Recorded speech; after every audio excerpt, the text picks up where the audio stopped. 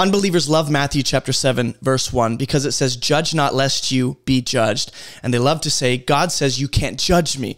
But is that what the text is saying?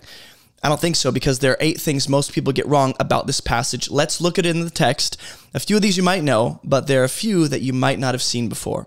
So here we are in Matthew chapter 7, verse 1. This is the verse, judge not that you be not judged.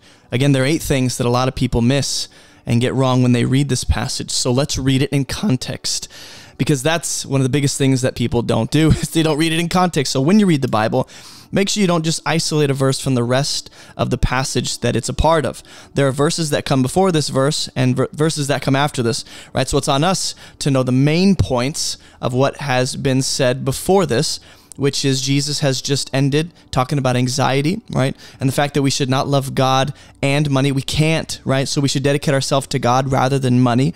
And anxiety can be a way in which we're, it can cause this seeking after money instead of God. So think about that as you read verse 1, right? And then let's keep reading and think about those main ideas, because this is a part of a greater Sermon on the Mount that Jesus teaches. Matthew chapter 5, verse 7 or through 7 is one big message that he gives. So after it says, for with the judgment you pronounce, you will be judged. And with the measure you use, it will be measured to you. Okay, so we'll get to the context thing, right? But I want you to notice there's a repetition here going on, and I'm going to highlight it in blue. There are three times this idea is repeated, and a lot of people miss it. He says, judge not that you be not judged. So this is someone else judging you. For with the judgment you pronounced, you will be judged, right? They fail to, look at the fact that 3 times in 2 verses, and with the measure you use, it will be measured to you. Essentially, Jesus is saying the same thing in 3 different ways. That you will be judged, right? Twice, and that the judgment will be measured back to you, right, depending on the judgment that you give. So already, we're off to a good start by understanding the fact that repetition indicates often the main heart and main point of a text, okay? So don't skip the repetition. That's going to become important. Let's keep reading. He does say that judge not that you be not judged. Why? This word for, right, acts as a sort of because. I'm going to highlight it in orange for you. When you come across conjunctions like this when you read the Bible, pay attention to them. Words like for and but, it's indicating to you something important. In other words, what he's about to say is the reason you should not judge, right? That you be not judged. Okay, I get that. Well, he repeats it again. Well, because with the judgment you pronounce, you will be judged. So he gets more specific. And, right, he's not going to say anything new. He's going to say it a different way. With the measure you use. The measure of what? Well, when you read the Bible, make sure you ask questions. It's very good to ask questions when you study the Bible to make sense of what you're reading, right? So there's a question I have. What is it that specifically is being measured? What is a measure of something? Well, it's the measure of judgment that this person is employing. That same measure will be used back on them. Why do you see the speck that is in your brother's eye, but you don't notice the log that is in your own eye? All right? So again, the first thing is that people miss the repetition of the fact that the person here is also the one in danger of being judged 3 times, okay? And then here in verse 3, they ignore the fact that it's actually ignoring the log in their own eye, the person being warned, okay? So that's the second mistake people make, is they ignore the fact that actually Jesus so far has not said anything about judgment in general as being wrong, but the kind of judgment. Why do you see the speck that is in your brother's eye, right? If it ended there, then we'd go, oh, Jesus is clearly against looking at the speck in another person's eye. But here he goes, but you don't notice the log in your own eye. So I'm going to highlight the fact that the log is in their eye, and then there's a speck. I'm going to use the color orange to represent both things that are in each of these persons' eyes. The person doing the judging has a log in their own eye, but they don't notice it. Okay, what does that mean? Let's put question marks here. Well, let's figure out what that means. Usually when you read the Bible, you have a question or something doesn't make sense, just keep reading. And it will either make more sense as you keep reading, right? Or as you keep reading the rest of that letter or that book or the rest of the Bible, it will become clear. Sometimes you have to backtrack. That's also something I recommend doing, is backtrack a little bit. You might have missed something, right? So Jesus here is against a kind of seeing the speck in another brother's eye. It's when you don't notice the log in your own eye. So that's the second mistake people make when they read this text. They fail to notice that, okay? So the third thing you're going to see, the mistake people make, is they think that this is about judgment in general. But again, it's actually about a kind of judgment, okay? Jesus is not framing up judgment in general as a bad thing, but a kind of judgment. As you're going to see, it's self-righteous, it's prideful, it's hypocritical, right? So that's the kind of judgment Jesus is warning against. How do you know that? Keep reading. How can you say to your brother, let me take the speck out of your eye, when there's actually the log in your own eye?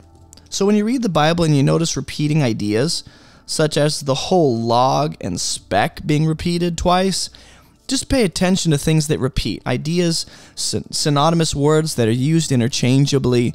Pay attention to ideas and words that repeat. Usually that's an indication that that is important when you're trying to make sense of the main point of that passage, okay?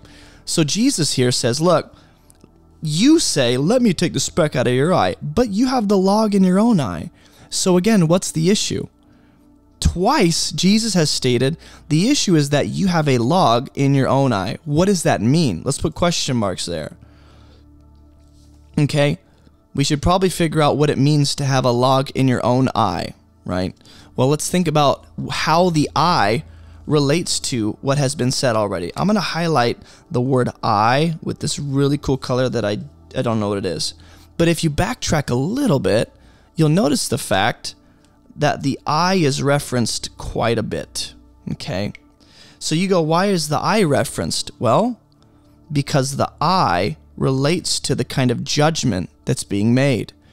The people here that Jesus is warning, they're making judgments based on what they see.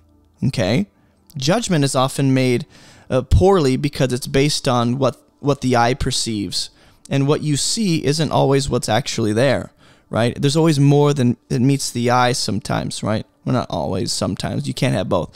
There's sometimes where there's more than what your eye catches. So you can't just make an immediate assumptive judgment based off what you see initially. Sometimes you got to dig a little deeper.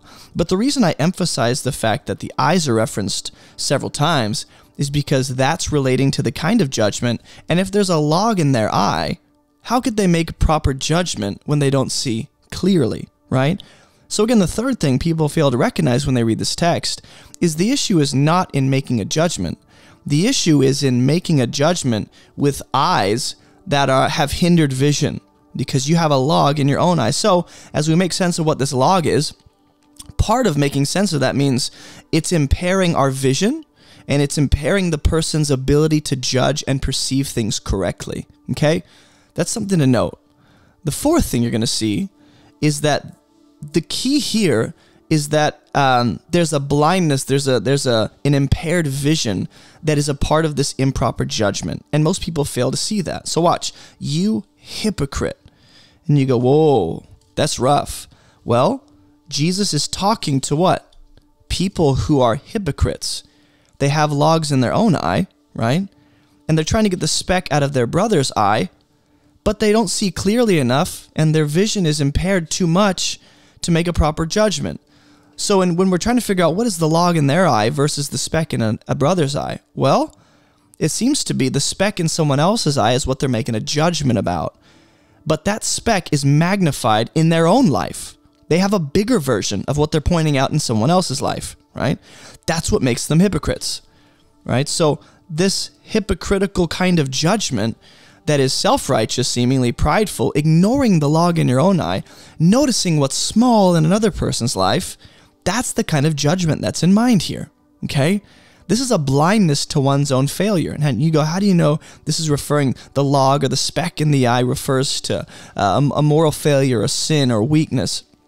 Because it's the exact reason the person is making a judgment about someone else, is what is wrong morally in someone else's life, the mistakes they're making, the sin they struggle with, the failures they're making.